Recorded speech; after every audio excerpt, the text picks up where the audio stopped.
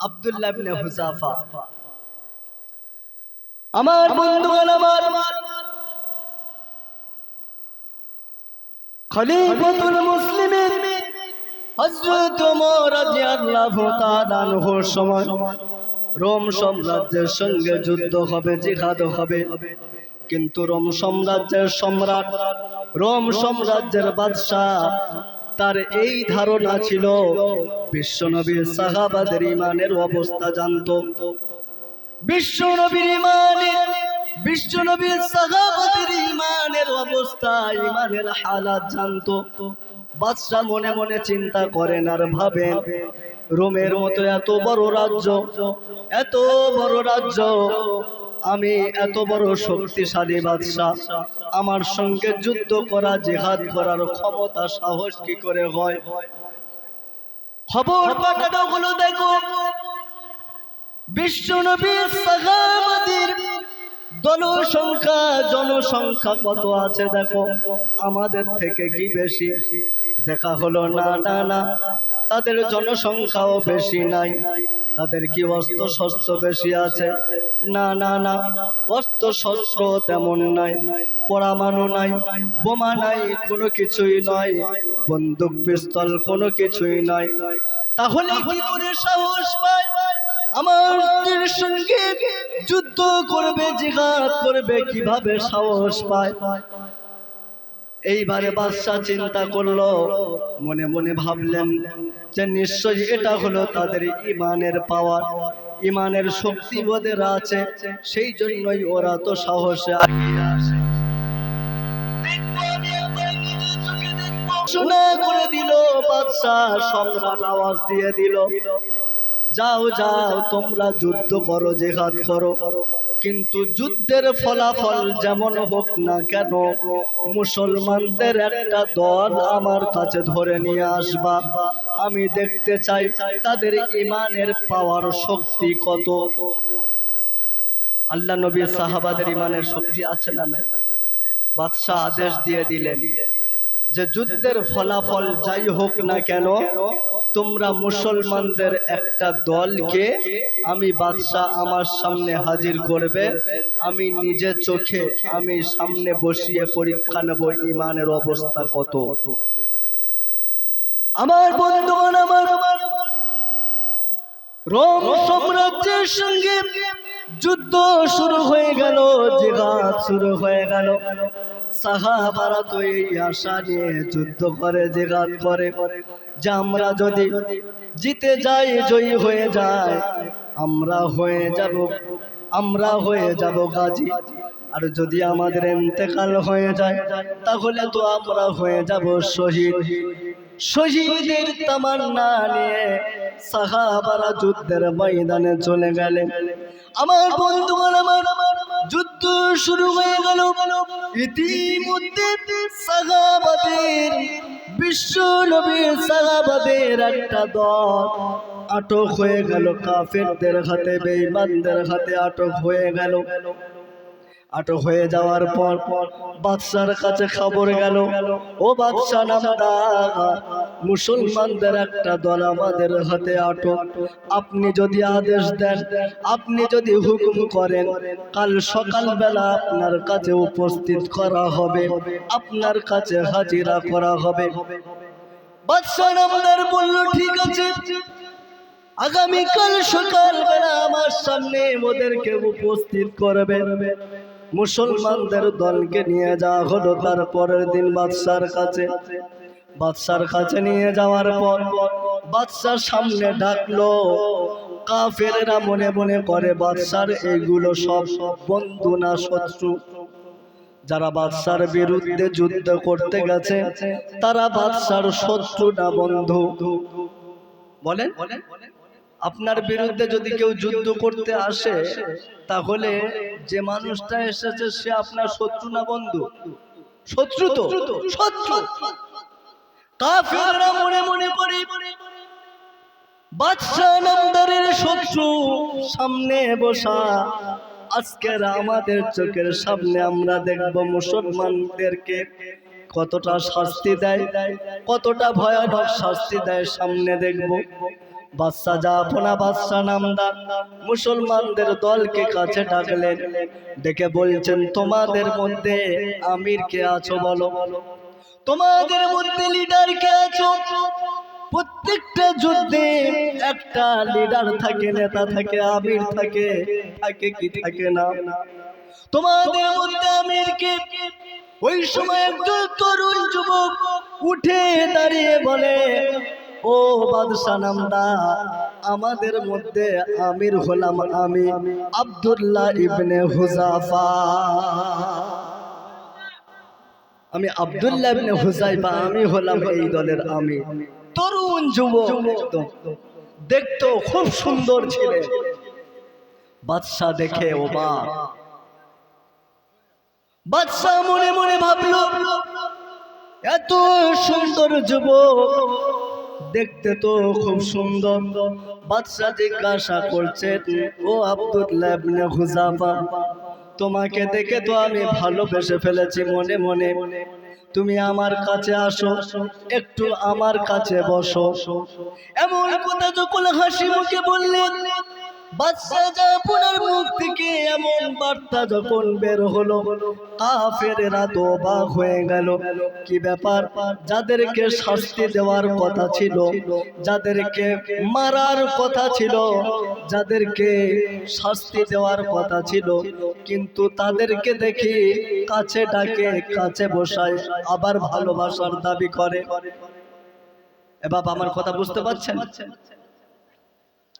কাফেরেরা অবাক হয়ে গেল যে কি ব্যাপার, শত্রুকে ভালোবেসে কাছে বসাচ্ছে। বাদশার কি মাথা খারাপ হয়ে গেল নাকি? বাদশা যা বলে বলছেন, ও আব্দুল্লাহ ইবনে হুযাফা, তোমাকে অনেক ভালোবেসে ফেলেছি, তোমার যেন আমি কেমন যেন তোমার মায়ায় পড়ে গিয়েছে, কিন্তু তোমার ভালোবাসার মধ্যে একটা বেড়া দাঁড় হয়ে গিয়েছে, মাঝখানে একটা বেড়া হয়ে গিয়েছে। তোমার আমার ভালোবাসা তখনই অটল থাকবে, ঠিক থাকবে, সেই বেড়াটা ভেঙে দিতে হবে। সেই বেড়াটার অন্য কিছু নয়, সেই বেড়াটা হলো তুমি হলে মুসলিম আর আমি বাদশাহ হলাম খ্রিস্টান। বেড়াটা কি? বাদশাহ হলো খ্রিস্টান আর আব্দুল্লাহ ইবনে হুযাফা উনি হলেন মুসলমান। এই বেড়াটা ভেঙে দিতে হবে। ও আব্দুল্লাহ ইবনে হুযাফা, তুমি যদি তোমার ওই মুসলমানিত্ব ত্যাগ করে যদি আমার ধর্মটা যদি গ্রহণ করতে পারো, তাহলে আব্দুল্লাহ ইবনে হুযাফা, তোমাকে আমি শুধু ভালোবাসবো না, সর্বপ্রথম তোমার যে পুরস্কারটা আমি দেব, সেই পুরস্কারটা হলো আমার একটা সুন্দরী কন্যা আছে, ওই কন্যার সঙ্গে আমি তোমাকে বিবাহ দিয়ে দেব। আমার একটা সুন্দরী কন্যা আছে, ওই কন্যার সঙ্গে তোমার বিবাহ দেব। কে বলছে? কে বলছে বলেন? বাদশা কাকে বলছে? আব্দুল্লাহ ইবনে হুযাফা। রমণীর লোভ, মেয়ের লোভ, লালসা প্রত্যেকটা পুরুষের কম বেশি আছে না নাই? বলেন আছে না নাই? আছে।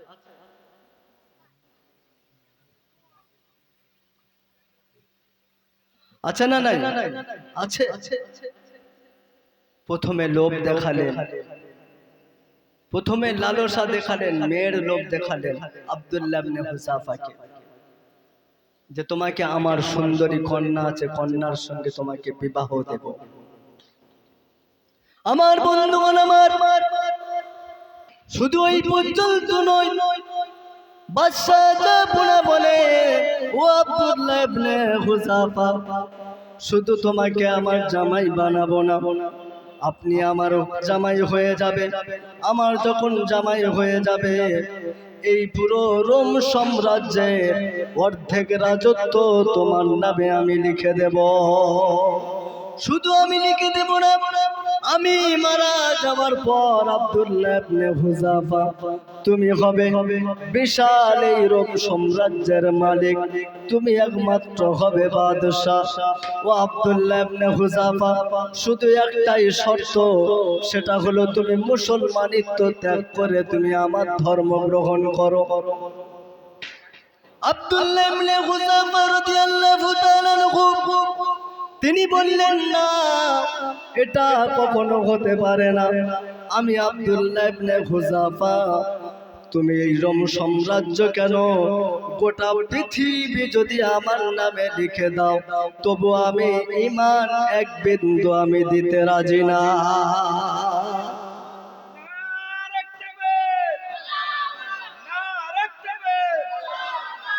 ঈমানের পাওয়ার কত দেখেন, আর আমাদের সমাজের যুবক ছেলেদের ঈমানের পাওয়ার দেখেন। 100 টাকা 500 টাকার জন্য নামাজ ছেড়ে দেয়, একটা রোজের জন্য নামাজ ছেড়ে দেয়। এরকম আছে না নাই? আছে না নাই? আছে। যুবকদের অবস্থা। হযরত আব্দুল্লাহ ইবনে হুযাফা বললেন, শুধু রোম সাম্রাজ্য কেন, গোটা বিশ্ব যদি বার আমার নামে লিখে দাও, তারপরেও আমি এক বিন্দু ঈমান আমি দেব না। জোরে বলেন সুবহানাল্লাহ। এমন কথা যখন শুনলেন, বাদশা জাফনা রেগে আগুন হয়ে গেল, টকবক হয়ে গেল। বাদশা জাফনা কি করলেন?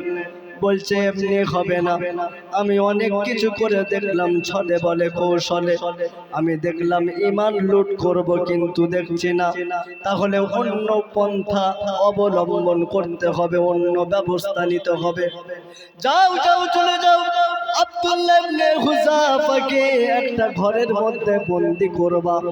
একটা ঘরের মধ্যে বন্দী করে দিয়ে খানা দেবে না, পানিও দেবে না, কিছুই দেবে না। দেখি আব্দুল্লাহ ইবনে হুযাফার ঈমানের আর পাওয়ার কোথায় থাকে। ঈমানের পাওয়ার দেখি কি রকম থাকে। খাওয়া দেবে না, পানিও দেবে না। যখন পেটে টান পড়বে ঈমান চলে যাবে। বাদশার এটা ধারণা, কিন্তু হাকিকত কি এটাই? হাকিকত এটাই নয়। আব্দুল্লাহ ইবনে হুযাফাকে ঘরের মধ্যে আটক করে দেয়া হলো, বন্দী করে দেয়া হলো। একদিন নয়, 2 দিন নয়, 1 সপ্তাহ হয়ে গেল। আব্দুল্লাহ ইবনে হুযাফা কিছু খায় না, পানিও পান করে না। একেবারে শরীর ক্লান্ত হয়ে গেল, জড়সড় হয়ে গেল, কেমন যেন নাড়ু হয়ে গেল, কেমন যেন জড়সড় হয়ে গেল। ডাক্তারকে বলে দিল, ও ডাক্তার, আব্দুল্লাহ ইবনে হুযাফার দিকে তোমরা একটু লক্ষ্য রাখবে। আব্দুল্লাহ ইবনে হুযাফার শরীর যখন একেবারে ক্লান্ত হয়ে যাবে, তখন একটু আপনার কাছে খবর দেবে। এ বাবা, আওয়াজ ভালো লাগছে না? লাগছে না? ভালো লাগছে না? লাগছে না? বলে।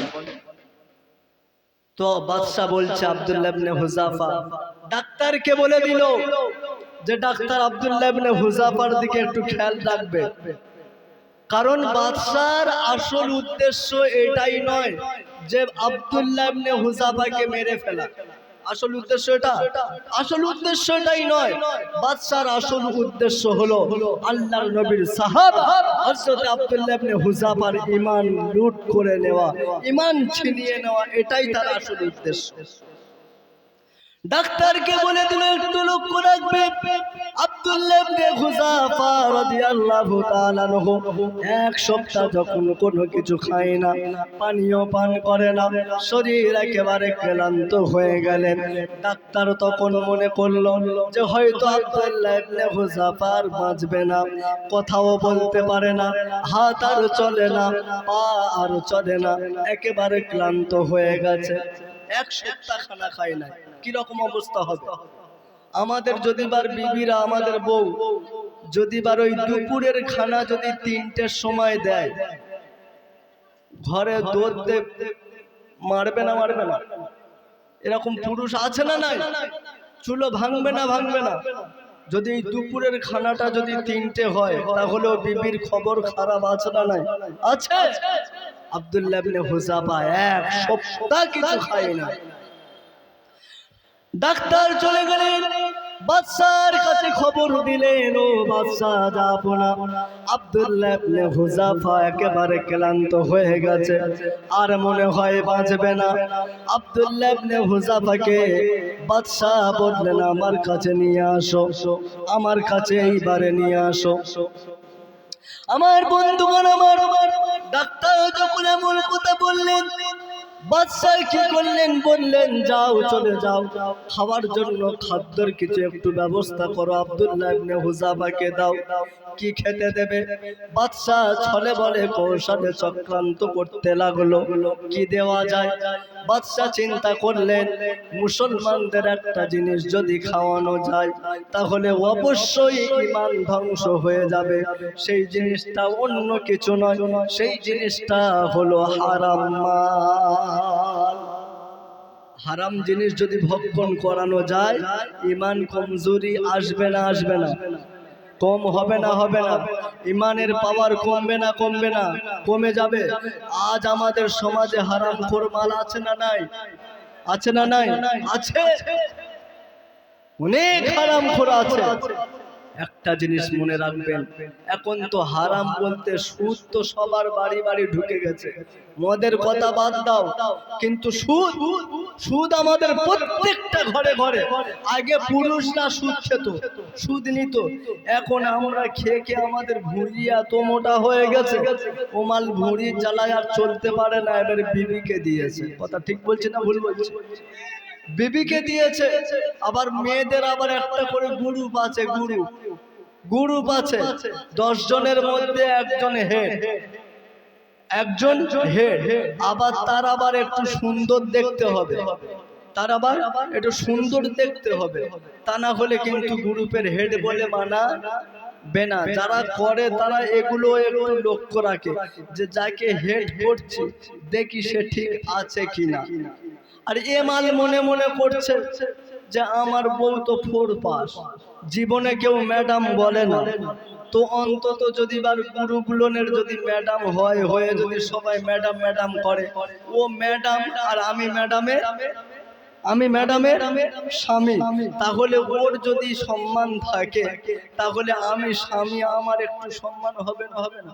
বলবে ম্যাডামের বর এসেছে, ওই বর আবার মাঝে মাঝে ওই মেয়েটার সাথে সাথে মাঝে মাঝে আবার মাঝে মধ্যে গ্রুপ লোনে যায়, গেলে অনেক মেয়েরা বলে, স্যার এই যে লোকটা এসছে, ব্যক্তিটা এসছে, এটা হলো ম্যাডামের বর। তখন ওমালের গা ফুলে একেবারে পালকি হয়ে যায়। কথা ঠিক বলছি না ভুল বলছি? এরকম আছে না? না আছে। সুদ এখন ভরে গেছে প্রত্যেকটা বাড়িতে বাড়িতে সুদ। অথচ আল্লাহ তাআলা বলেন, শুনেন, সূরা আল ইমরান থেকে বলছি, আল্লাহ বলেন, আল্লাযীনা ইয়াকুলুনা রিবা লা ইয়াকুমুনা ইল্লা কামা ইয়াকুমুল্লাযী ইয়াতাখাব্বাতুহুশ শাইতানু মিনাল মাস। জোরে বলেন আল্লাহু আকবার। আল্লাহ রাব্বুল আলামিন বলেন, আল্লাযীনা ইয়াকুলুনা রিবা লা ইয়াকুমুনা ইল্লা কামা, যে সমস্ত মানুষেরা সুদ ভক্ষণ করে তারা সাধারণ অবস্থায় সাধারণভাবে তারা দাঁড়াতে পারে না, তাদের দেখলে মনে হবে যে জিনে রোগী তাদের ধরেছে, জিন চেপেছে, জিন ধরেছে, এমন ভাবে তারা কিয়ামতের দিন উঠবে, মনে হবে জিনে ধরা রোগী। এই রকম ভাবে তারা কিয়ামতের দিন উঠবে। দুনিয়ার সমাজে অনেক মানুষ দেখা যায় যারা সুদ খায়, তারা কিন্তু ঠিক মতো উঠতেও পারে না, বসতেও পারে না। কথা ঠিক কিনা?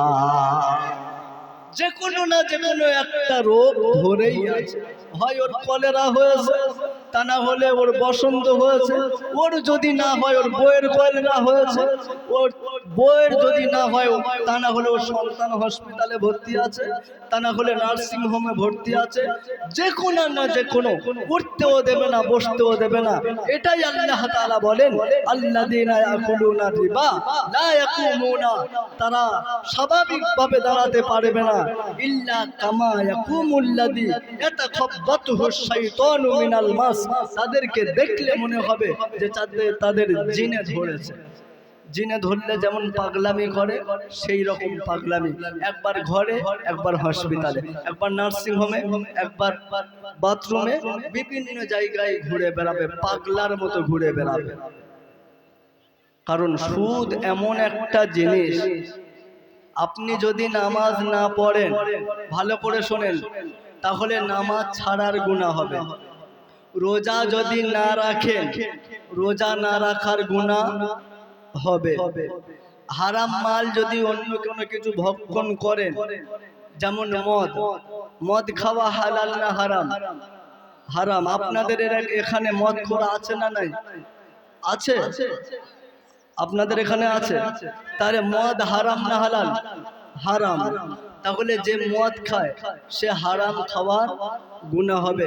কিন্তু সুদ এমন একটা মারাত্মক পাপ, সুদ যে ব্যক্তি নেয় এবং দেয়, তার শুধু একটা গুনাহ নয়, তার হবে দুটো গুনাহ, মারাত্মক বড় গুনাহ। কি কি? এক নাম্বার তো হারাম জিনিস ভক্ষণ করেছে, ওটা তো গুনাহ।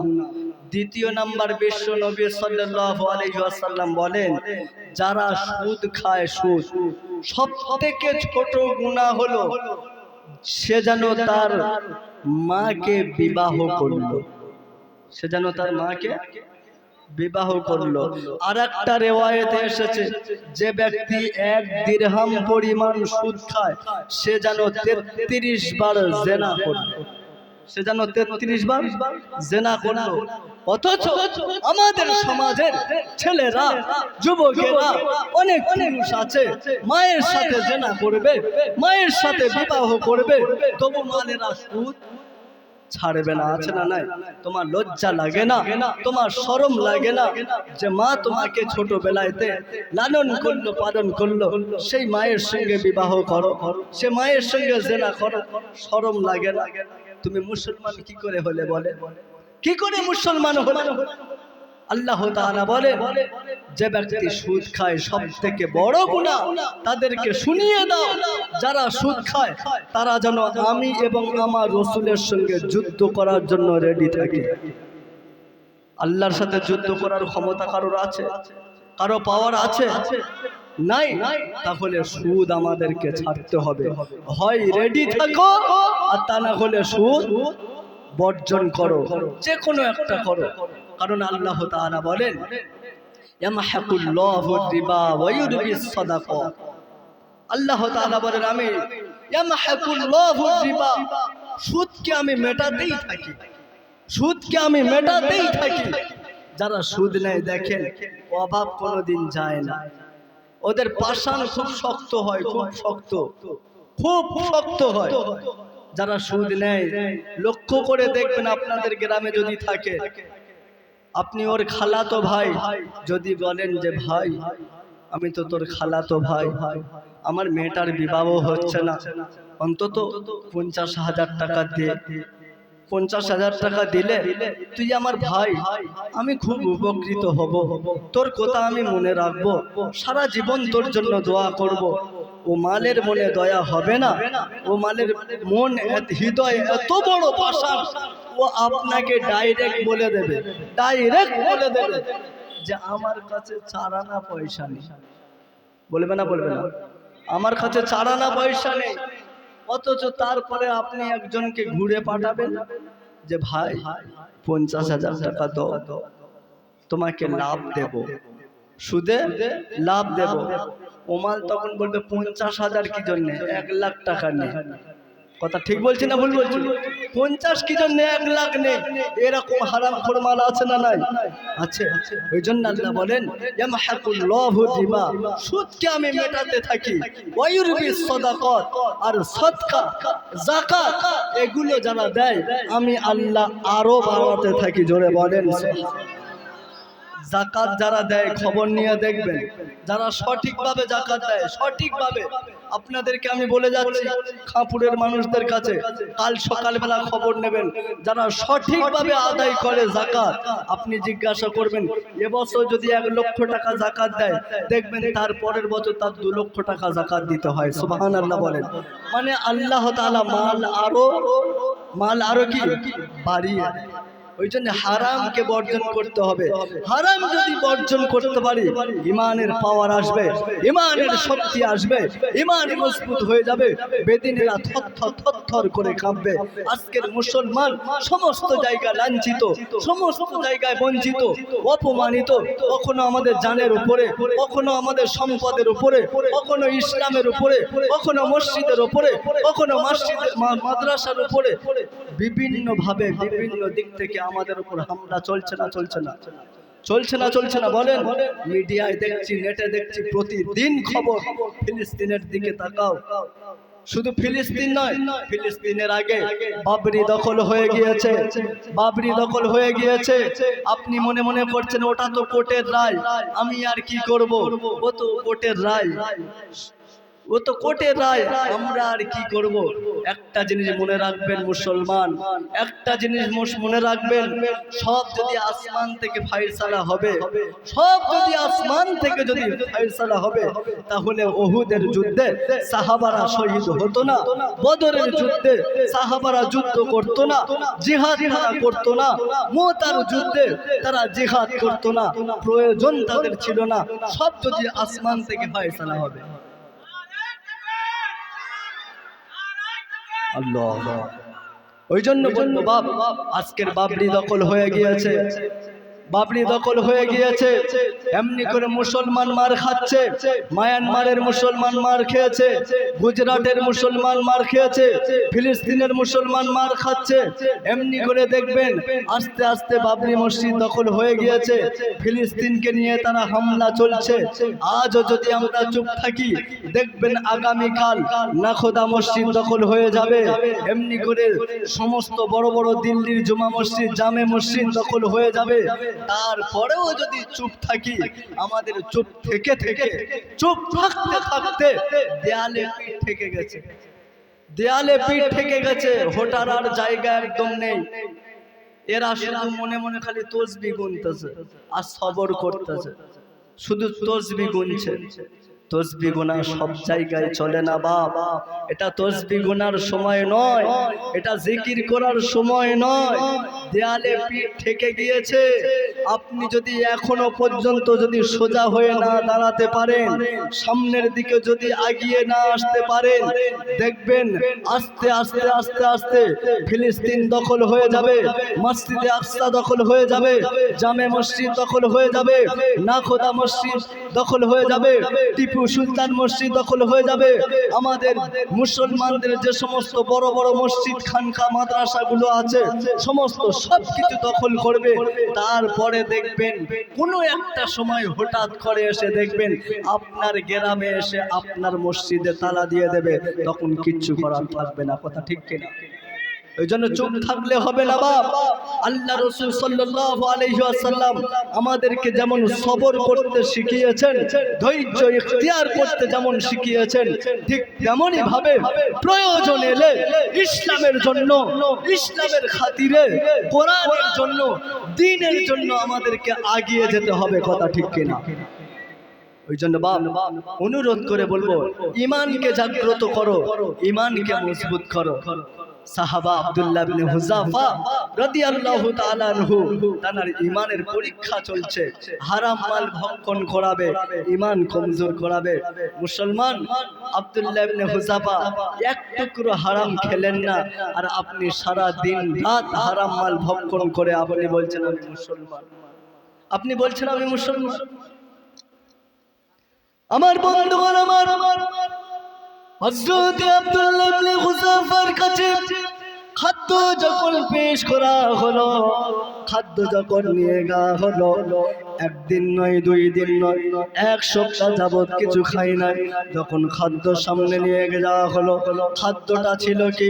খাদ্যটা ছিল অন্য কিছু না, খাদ্য ছিল শূকরের মাংস, আর পানির জন্য ছিল মদ। পানির জন্য কি ছিল? মদ।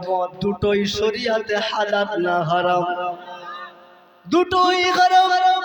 আব্দুল্লাহ ইবনে হুযাফার কাছে যখন দুটি হারাম জিনিসকে যখন ডাক্তার নিয়ে আসলেন, ও আব্দুল্লাহ ইবনে হুযাফা একটু খেয়ে নেন, আপনার শরীর বড় ক্লান্ত হয়ে গিয়েছে।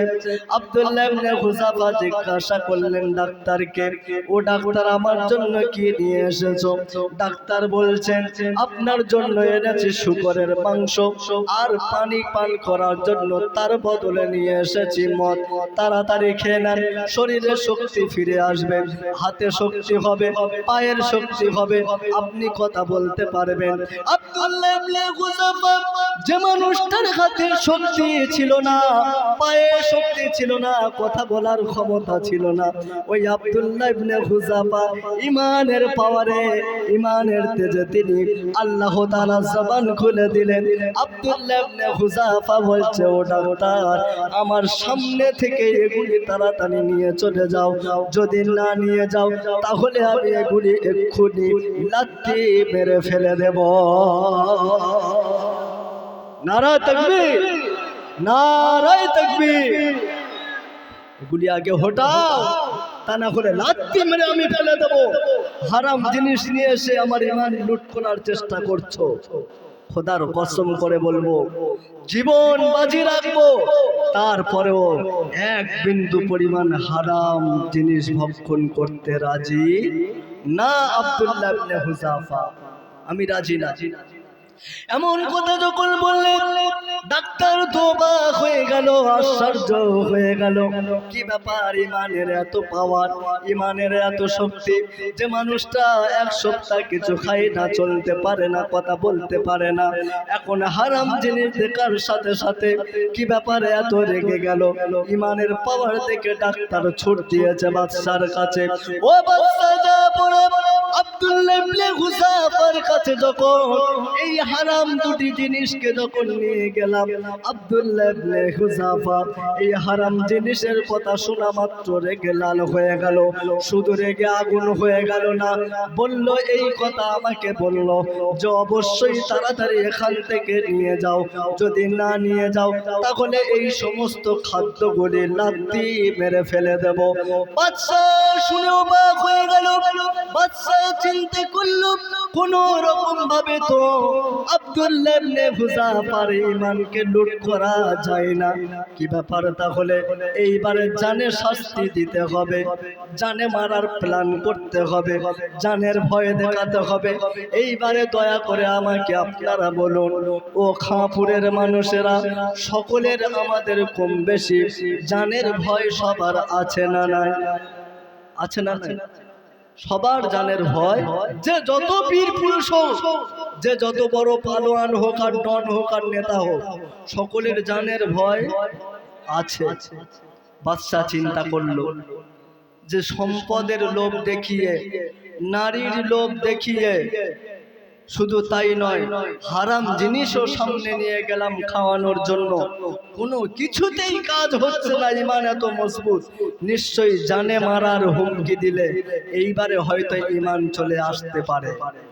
বাদশার প্ল্যান, বাদশার চক্রান্ত।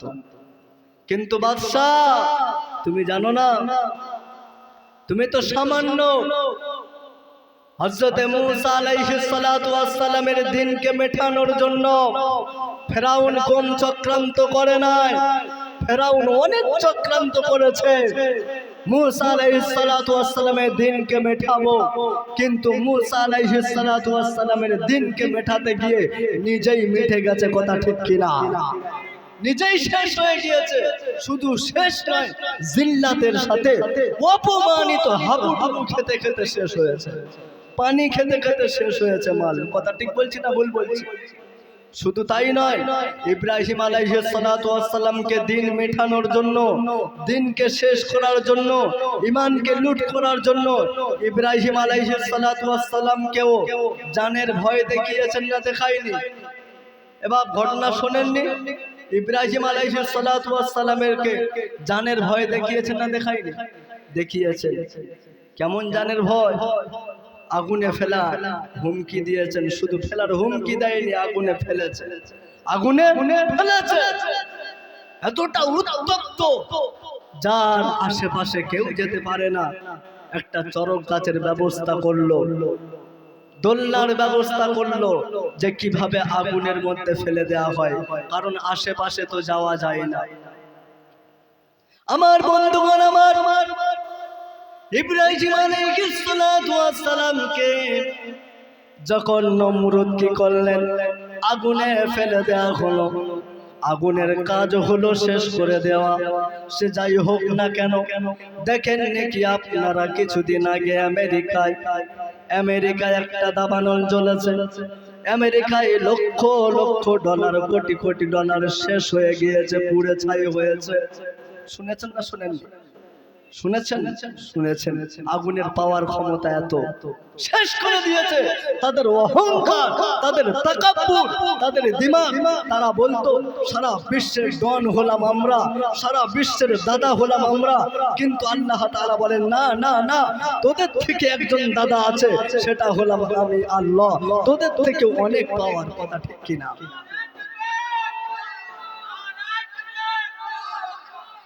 আমার বন্ধুগণ, আমার হযরত নবী ইব্রাহিম আলাইহিস সালাতু ওয়াস সালামকে যখন আগুনের মধ্যে যখন ফেলে দেওয়া হলো, আগুনের কাজ হলো শেষ করে দেওয়া, ছাই করে দেওয়া। আল্লাহ তাআলা হুকুম করলেন, ইয়া নারু কুনি বারদাও ওয়া সালামান আলা ইব্রাহিম। জোরে বলেন আল্লাহু আকবার। আল্লাহ রাব্বুল আলামিন হুকুম করলেন, ইয়া নারু, হে আগুন, কুল্লা ইয়া নারু কুনি, হয়ে যাও বারদাও ওয়া সালামান আলা ইব্রাহিম। আমার ইব্রাহিমের জন্য ঠান্ডা হয়ে যাও, আমার ইব্রাহিমের জন্য শান্তির জায়গা হয়ে যাও। এমন ঠান্ডা হয়েও না যাতে ইব্রাহিমের সর্দি যাতে না লেগে যায়। বারদাও ওয়া সালামান, এখানে আল্লাহ তাআলা শুধু বারদান ব্যবহার করেনি।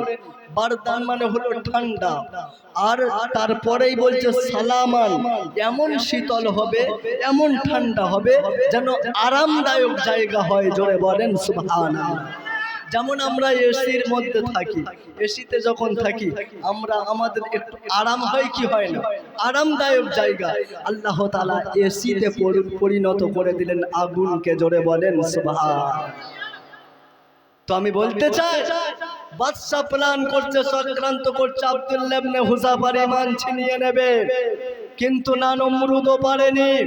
বিশ্ব নবীর দিনকে শেষ করার জন্য আবু জাহিলও অনেক চেষ্টা করেছে, অনেক পরিকল্পনা করেছে, কিন্তু না না না না, বিশ্ব নবীর দিনকেও মেটাতে পারেনি। বরং আল্লাহ তাআলা আবু জাহিলকে মিটিয়ে দিয়েছেন। কথা ঠিক কিনা? ওই জন্য বাদশা চিন্তা করছে যে কি ব্যাপার, জানে মারার হুমকি দি, কিন্তু সাহাবারা জানের ভয় করে। সাহাবারা জানের ভয় করে না, তারা বিবিকে বেওয়া করতে রাজি, বাচ্চাকে এতিম করতে রাজি, সব কিছু ছাড়তে রাজি, কিন্তু ঈমান দিতে তারা রাজি না।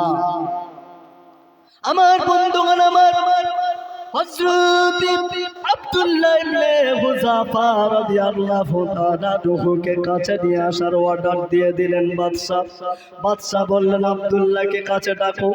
বাদশা কথা মতো আব্দুল্লাহ ইবনে হুযাফাকে কাছে নিয়ে আসা হলো। বাদশা বলছেন, ও আব্দুল্লাহ ইবনে হুযাফা, ও আব্দুল্লাহ ইবনে হুযাফা, তোমার কিন্তু এই শেষ কথা। তুমি আমার কথায় যদি নারাজি হও, তাহলে দেখছো সামনে বিশাল বড় একটা কড়ার মধ্যে তেল ফুটছে, টকবকে তেল। এই তেলের মধ্যে তোমাকে ছেড়ে দেওয়া হবে, তুমি মারা যাবে, তুমি কিন্তু আর দুনিয়াতে বেঁচে থাকবা না। এমন কথা যখন বললেন, আব্দুল্লাহ ইবনে হুযাফা চুপ করে আছেন। বাদশা একটু নমুনা দেখানোর জন্য, ভয় দেখানোর জন্য বাদশা সৈন্যদেরকে বললেন, হে সৈন্যরা, যাও যাও যাও, চলে যাও, কিছু আসামিকে ধরে নিয়ে আসো। আসামিকে ধরে নিয়ে আসা হলো, টকবগে গরম তেলের মধ্যে, ফুটন্ত তেলের মধ্যে ফেলে দেওয়া হলো। ফেলে দেওয়ার সাথে সাথে একেবারে কিমা ভাজার মতো হয়ে গেল, একেবারে কিমা ভাজার মতো হয়ে গেছে, টকবগে একদম তেল, ফুটন্ত তেল। আমার বন্ধুগণ, আমার এমন ভাবে বাদশা জাফর বলছে, ও আব্দুল্লাহ ইবনে হুযাফা, তুমি তো দেখলে তোমার সামনে গরম ফুটন্ত তেলের মধ্যে ছেড়ে দিলাম, একেবারে কিমা বাজা হয়ে গেছে, এইবারে তুমি বলো কি করবে? আব্দুল্লাহ ইবনে হুযাফা রাদিয়াল্লাহু তাআলা আনহু তিনি বলছেন, না, আমি ঈমান দিতে আমি রাজি না। বাদশা অর্ডার দিয়ে দিল, ও আমার সৈন্যরা, যাও যাও চলে যাও, আব্দুল্লাহ ইবনে হুযাফাকে তেলের মধ্যে ছেড়ে দাও। আব্দুল্লাহ ইবনে হুযাফাকে তেলের মধ্যে ছেড়ে দেবে, এমনি সময় আব্দুল্লাহ ইবনে হুযাফার দুটো চোখ থেকে অশ্রু ঝরছে। এইবারে চোখে, এটা বলে শেষ করে দেবো, চোখে ঝরঝর ঝরঝর করে কাঁদছে, পানি আসছে। সৈন্যরা দেখে অবাক, কি ব্যাপার, এত কষ্ট দেওয়া হলো কিন্তু আব্দুল্লাহ ইবনে হুযাফার চোখে পানি দেখলাম না। কিন্তু যখন তেলের কাছে যখন নিয়ে যায়, করার মধ্যে যখন ফেলবো বলে যখন তৈরি হয়ে যায়, কি ব্যাপার, কাঁদছে কেন? হয়তো এবারে মৃত্যুর ভয় হয়তো আব্দুল্লাহ ইবনে হুযাফার হয়েছে। দৌড় দিয়ে দিল বাদশার কাছে গিয়ে বলে, ও বাদশা নামদার, ও বাদশা জাফর, আব্দুল্লাহ ইবনে হুযাফার দেখলাম দুটো চোখ থেকে অশ্রু ঝরে, আমাদের মনে হয় আব্দুল্লাহ ইবনে হুযাফার মওতের ভয়ে চলে এসেছে, মওতের ভয় ঢুকে গেছে। ও বাদশা নামদার, বাদশা জাফর বললেন, যাও যাও আব্দুল্লাহ ইবনে হুযাফাকে একটু আমার কাছে নিয়ে আসো।